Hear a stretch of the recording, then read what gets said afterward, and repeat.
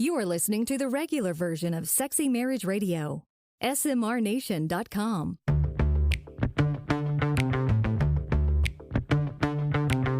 You've turned on Sexy Marriage Radio, where the best sex happens in the marriage bed. Here's your host, Dr. Corey Allen.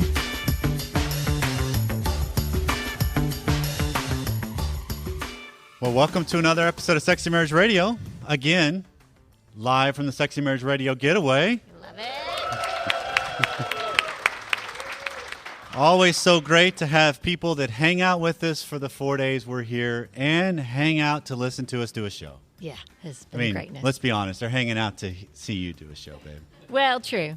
But what are you going to do? I call truth the truth. That works with me. That's what happens in married life. So that's what we're dealing with here at Sexy Marriage Radio, is we want to talk about and help frame conversations about what goes on in marriage, how to deal with some of the different things that happen. That's what we've been doing all morning, all day yesterday. I'm surprised I still have a voice, but we're rolling right along, and just got another day or so left, and everybody goes back with their life changed. Right. Nuggets. We all have nuggets to carry with us. That's the hope, because right? We get better every day. Absolutely, we do, and that's one way or another. Life keeps going. It does. So let's get better as we go, because that's the whole journey that we're trying to do here at Sexy Marriage Radio, is just frame these conversations so that you feel even better with what's happening in your life. And so if you want to let us know what's going on in your life or topics that we can cover, 214-702-9565, or feedback at sexymarriageradio.com, or my.smrnation, or Instagram, TikTok. There's everywhere you can find us. And so we're so glad that you're here. So coming up on today's regular free version of Sexy Marriage Radio is a rapid fire that we're going to do from questions that were left over from Instagram that we just never got to, because we covered a lot, but we didn't cover them all. There were a lot of questions that came in. And on these, it might be a little more pseudo, because we might go a little deeper with some of them, because I think some of the content is worth expanding on than just trying to get as fast as we can go through it. And then on the extended content, which is deeper, longer, and no ads, you can subscribe at smrnation.com/SMR Academy. Will be a continuation of the Q&A that took place at the Getaway. Those are some of the questions that happened there live. So if you've missed the Getaway, you'll get a little bit of a peek of what was going on and some of the stuff we cover, because we here at SMR, whether it's at the Getaway or with the shows, we want to speak to what's going on with the nation's couples. That's right. Right? We want to answer and help frame it for you, because I think that makes all the difference in the world. We can tell you what we think, then it works, what may work in our life, but that doesn't mean it works in theirs. Yeah, life application for each individual situation is what brings it home. Absolutely. Right? So all that's coming up on today's show. All right, so the first question out of the hat for rapid fire is, what sexy things, this is a wife messaging in, what sexy things can I do during the day to keep the fire in our marriage? So speaking as a husband, what is it from a man's perspective? What are tidbits? How long do we got? You think, right? Well, so I hear it as, obviously, any kind of contact, I think, makes a difference. Any time of reaching out beyond logistics makes a difference. Contact, not just physical. Not just physical, yeah. Emotional, a text, a call. I think any kind of hey, I'm thinking of you, you matter to me, and it's not just logistics or, hey, can you get this? Or it's not just part of the dealing with life and the surface. It's the underneath it all. It's the hey, I remember that. Oh, that was so great. Let's reenact that. It's anything that has a tinge of sexual happens. But I think I hear that question as, what can she do? Which I think is the answer of, how does she feel sexy? What can she wear that maybe boosts her confidence? What can she wear that makes her feel a little more alluring to herself? Yeah. And I think you also take influence from husband of what speaks to him, because some outfits you might have, the husband's like, no. You know, that does not do it. Right. Is that your reference? Okay. But some outfits you have, he's like, oh yeah, wear those all the time, please. It's the whole accelerator brake thing. Yes, some things are brakes, nothing's happening. Right. Okay. I mean, stilettos, let's go, baby. Bring them on the whole time. All right. I mean, but it's just whatever it is that speaks and accents her. That's what matters. I didn't realize stilettos are such a thing for you. I didn't either. So Let's see what happens tonight. How I about don't that, have baby? any of those. I'm gonna have to go shopping. We are close to all kinds of things here in the getaway, so Right, we can find okay. it. So All right. So next question. So I've never orgasmed with my husband. After 4 years, I bought some toys, vibrators, and I've learned that I love them. He doesn't know I have them. How do I go about telling him without making him feel less than or not enough? So this is the classic two-choice dilemma. I'm trying to control both sides of the equation. I want to tell you a truth and control your response. Mm-hmm. So how does a wife tell a husband, I like this toy, and I'm able to accomplish a goal that I haven't been able to with you without him hearing that as a front of his ability or prowess? You don't. You tell him and he's hurt. That's the reality of life on life terms, right? You risk that at least. Maybe he doesn't get hurt by that. Maybe he doesn't. I'm thinking of this. Okay, so one of the things you talked about at the getaway this weekend, emptiness and fullness, Yes. right? And you're always somewhere on that spectrum with both of them. Yes. And you think of her wanting to, maybe she wants to incorporate that with him. She wants to come full circle with it. Okay. This, right? This is something she enjoys. That is the fullness of her wanting to share that. That's bringing all of her to him in her experience. Is that what you're saying? Right. Yes. But then there's this emptiness of I'm doing it in secret. That's the emptiness side I see on it. And the emptiness of I'm afraid of how he's going to interpret this, and I'm afraid of his reaction because I don't want to hurt him, because that's a care, but that's also a reflected sense of self. Right. So there's positives and negatives in this. Yes. But you can't keep it hidden. You got to, it's going to come out at some point. So do it on your own terms and not on him finding something. Correct. Yeah, because typically the things that we try to hide when they're discovered go far worse than the things we bring forward of our own volition. Yes. So recognizing, and again, this is something we've talked about before in past shows and maybe even in Rapid Fire, because I know I've done this also on the Instagram stories that I do where we answer some questions for readers and followers. What happens when a husband takes and sees a toy as a threat? Because no penis vibrates, pulsates, twists, whatever a toy can do, no penis can actually do that. So what makes that threatening? Right? Who wants to walk around with a penis that's actually vibrating at times during the day? It's like, that's just going to be annoying. A couple hands shot up in the room. Okay.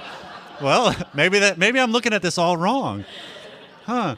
But it's also then the flip side of this is she doesn't get a chance to hug a toy. She doesn't get the chance to have partnership with a toy. Right. She doesn't get a chance to do life with a toy. No toy can pick up the kids in carpool. Right?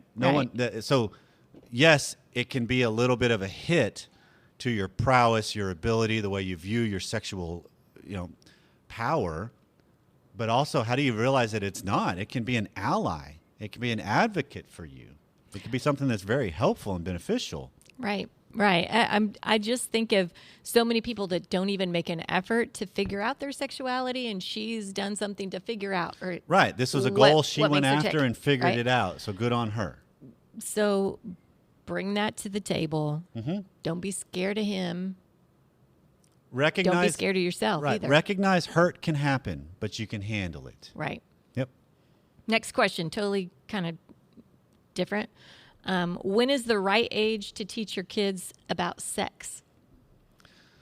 From the moment they start breathing.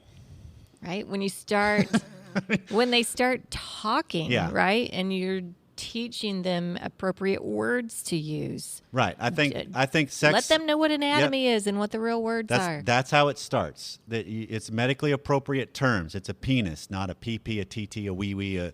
It's a penis, and it's a vulva or a vagina. That's vagina is actually part of the vulva if you're talking the whole thing, but it's proper terms. It's not down there. It's use the terminology that helps.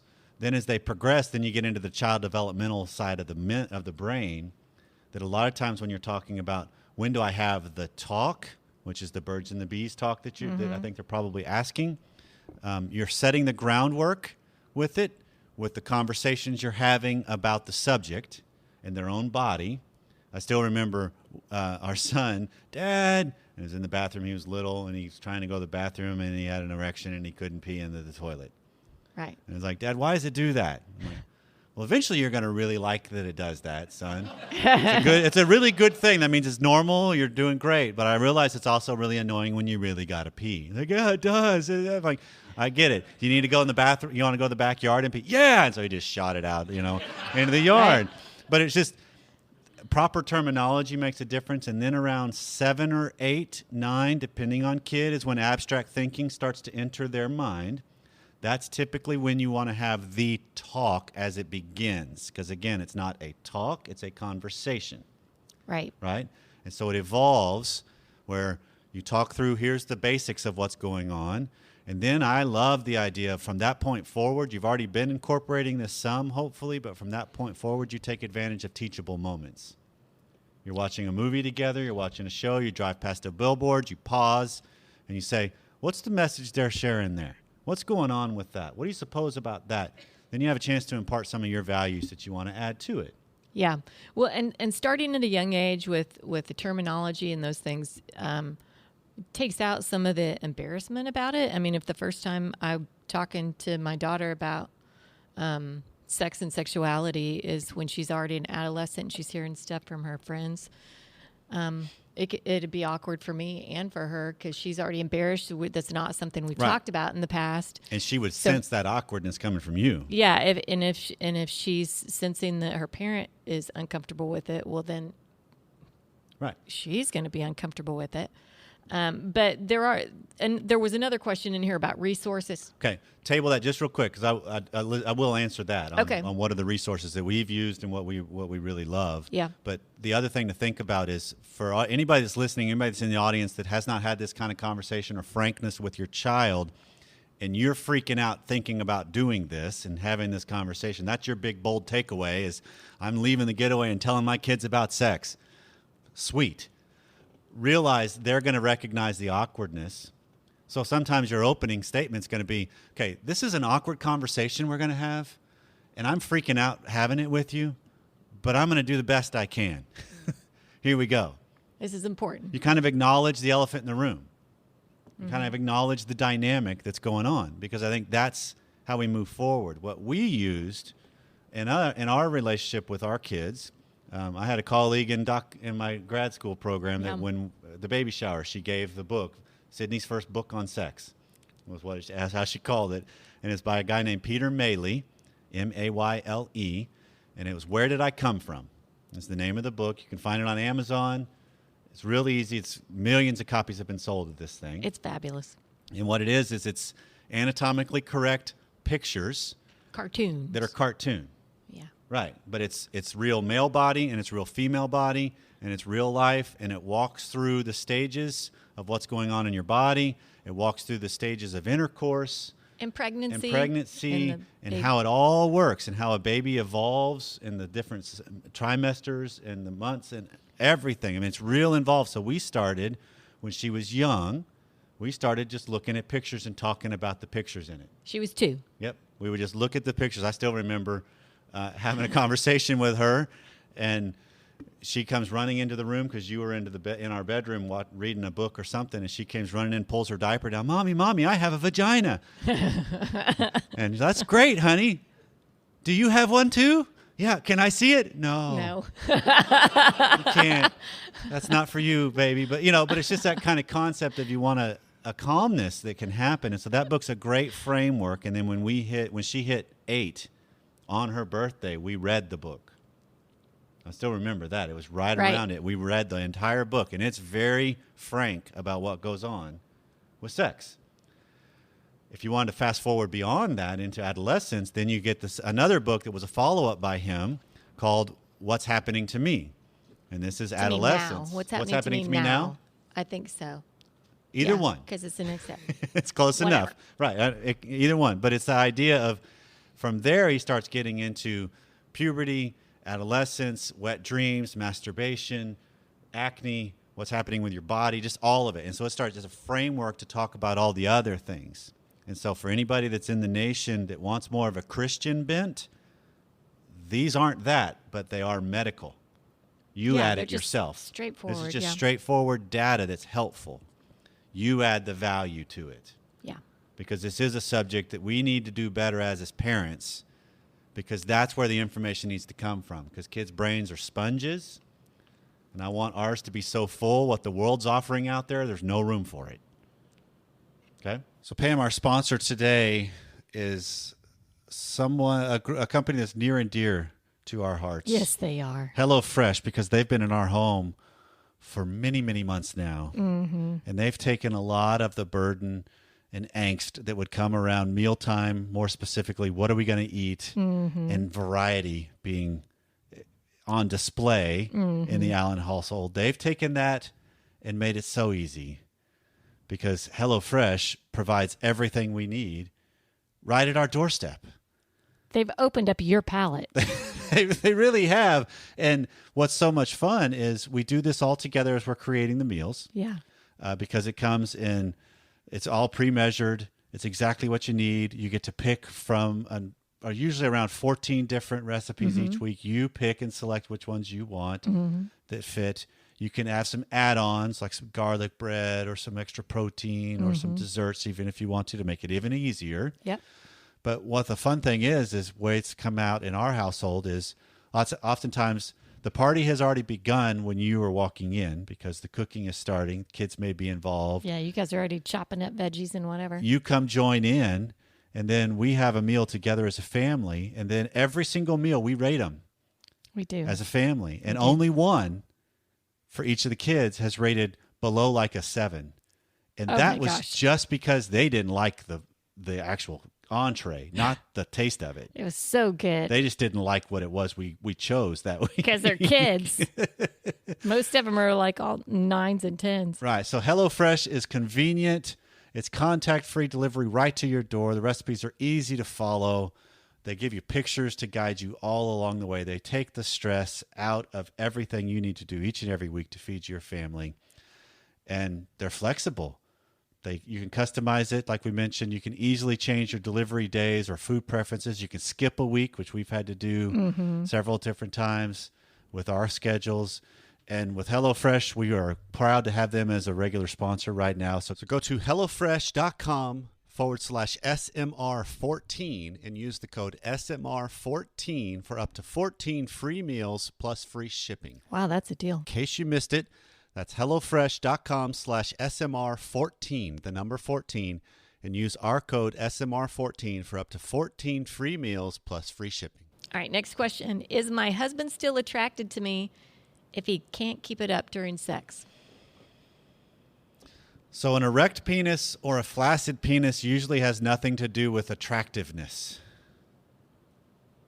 I think. I think a lot of times there's a lot more going on in his head and anxiety that can be happening there. There can be some physical issues that happen depending on age and circumstances and diet and health. And there's a lot of things. And so anytime we're talking about sexual function on the male side, one of the big things to do right off the bat is go get a physical. Make sure the blood work is good. Make sure testosterone levels are good. Make sure everything's functioning as it should, because medical science has come up with some great resources that can help move past some of these things. But a majority of the people I see, it's anxiety. It's what's going on in your head. Has nothing to do about the other Right. person in the bed And with so you. it's usually you lose it in your head, you get distracted, because any of us that have had any kind of issue that's an erectile, premature ejaculation, a delayed ejaculation, any kind of male sexual issue, when it happens once, always deep in the back of your head is, when is it going to happen again? And so it's Sure. the same kind of thing. Ladies, I'm assuming you have a similar thing of, I had this time where I had this rhythm and I lost it. And now in the back of my head is, okay, it's building in me. When is it going to lose it? When is it going to go sideways? And that's the weird nature of our psyche, that those suckers get in there and it is hard to derail them at times. So I'm a believer in relax. If he loses his erection, go back to what you were doing before, see if you can re-engage him, see if you can connect, see if there's other things. And if you still haven't reached your climax, ma'am, he has digits that are always movable. He has a tongue that likely works too. There's toys that are typically reliable. So incorporate other ways and see if maybe he catches back up then. Perfect. So I feel like I'm cute, silly, and fun, but not sexy. It just feels awkward. How do I overcome that? Tell me what you hear in this, Pam, because I hear a pretty deep embedded script that sexy is bad or shameful or guilty. Well, because I feel cute and vibrant and some of those things, but she can't transition it to sexy because I think the connotation of that word and the way I hear it has a bad meaning. Okay. I don't hear it that way. How do you hear it? I just hear it as I don't feel sexy. It's a different state of mind that maybe I just don't feel like I have that flair, that passion, or I don't know. To me, that's the script of advertising. Oh, there is a script of advertising of what sexy is supposed to look like. Okay. And if I don't feel like I'm someone that is seductive, that's how I read it, is I'm not seductive. I don't have that. Okay. Well, I don't even know the word to put on it other than that. The prowess? Yeah. Okay. Yeah. I don't see myself that way. And so how do I become that way? Okay. So then what are, I guess, for her, and be the voice of her maybe for a second. Okay. If you see yourself as cute and silly and fun, what is the threshold that makes it to where that can't spin into something a little more erotic or a little more with the sexual undertones or a little more of just something that it's not, because maybe it's going too far of, well, if I'm not hyper aggressive with this, or if I'm not all kinds of swagger walking down the street in my stilettos, then it's not sexy. Maybe she likes Birkenstocks, and that's the thing, and that's her vision. Hey, granola is sexy. Exactly. I will own that one. Right? But it's just that idea of, okay, what is it that helps her transition that to a different manner of her being? Because she's already got a foundation. Now it's just steering it slightly, and maybe she's trying to go too far rather than see, if you enhance cute, there's a sexual undertone in that. Yeah, and that's what I'm thinking. If it's along the lines that I'm reading this, a seductive mindset is this a different undertone, but you can totally I can be fun, cute, and turn that into sexy. I mean, how am I, okay, we referenced this earlier. How often am I leaning over and just flashing my boobs at him? Not enough. Right? That's a sexy move. Yes. But I don't have to be sultry in that, right? Yes. I'm just being fun and playful, and that is sexy. Absolutely. That's the subtleties where sexy and sexuality really resides well. Confidence, I think, is the word that this lady maybe wants to replace with sexy, because confidence can be sexy. So you take the things she already sees herself as and enhance those suckers with confidence, and now we're getting closer to the sexy. Heck yeah. I got that. That's good. I like it. Okay. All right. So as my marriage's sex life improves, how do we keep the momentum going? Well, one, you keep listening to every single episode of Sexy Marriage Radio. Agreed. Okay. The other, I think one of the things is you recognize we develop and progress in stages. We cannot sustain a constant upward momentum. It's not possible as people, right? So we grow and gain a little bit of ground, and then we take a little step backwards, and then we grow and gain a little more ground, and then we take a little step backwards. But overall, it's like the stock market, where eventually it keeps going up, even with big dips or hits or things that happen, right? Right. As I cross my fingers on the stock market. There's a lot of other things tied to that, but it's still just recognizing the natural part of us developing is sometimes I have to consolidate gains, and I will regress a little bit, and then I'll grow a little bit more, and then I'll consolidate those gains, and I'll regress a little bit, and I grow a little bit more. So you realize this is what we've said here at the Getaway a couple different times, and maybe even said on the show in the past, but I have a definition of what comprises a great marriage is. It's people that recover well. Yeah. Because life is still going to happen. Sexual encounters aren't always going to go through flawlessly. right? That You're Right. going to have times where you try some move and it totally bombs. And it's like, she's like, what are you doing? I thought it would be fun. I'm sorry. And then you have to reconnect, reestablish, and keep going. When we're younger in our developmental process, that kind of a move bombing ends the equation completely. You Yeah. don't come back to it because Yeah. not everything we do and try works. And so sometimes it's like, I look at it as the different times we've done shows or conferences, or I've put together a talk, or other things we've done where it's like, that did not start the way I thought it would, but it ended well.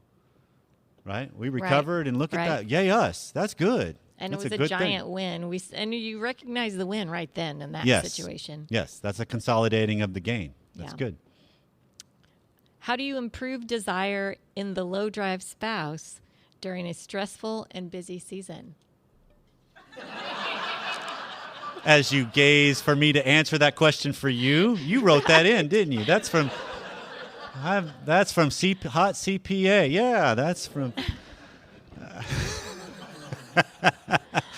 Okay, so first off, the best question, assuming this is coming from.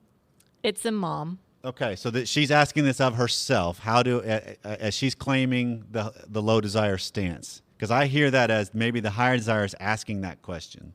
I'm taking it that it is a female asking this of herself for the low desire, but I don't know. She could be asking some of about this her can husband. be if she's the one. Let's answer it both ways then. Let's Okay. answer it as the low desire asking the question of how do I increase and improve my desire during stress and busyness. Mm-hmm. Okay, so one of those can be like what we did before. How are you conducting yourself, just like we did at the beginning of the show today? Yeah. How are you conducting yourself that enhances your vibrancy, your power, your prowess, that parts of you? Yeah, because it's not like you don't know it's a stressful and busy season. You're aware of that. That should not be new news, yes. Yeah. So some is how do you start the day? What do you do to take care of yourself? Self-care is health-care, right? How are you looking out for your well-being? How you're putting yourself to have more margin in your life where you can. Some of it also is recognizing, you know what? This has been our journey during tax seasons, especially the year and a half long we just finished. Yeah. Some of it is just like, hey, look, I know this is just the reality of where we are. Okay. So I need to adjust my expectations and my outlook. You need to adjust yours, and then we figure out how do we deal with it.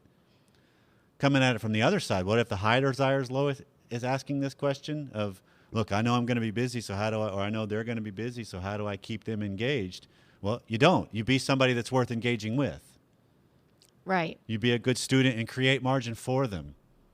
Right. Reset expectations, like you just said. I mean, both sides have to reset expectations.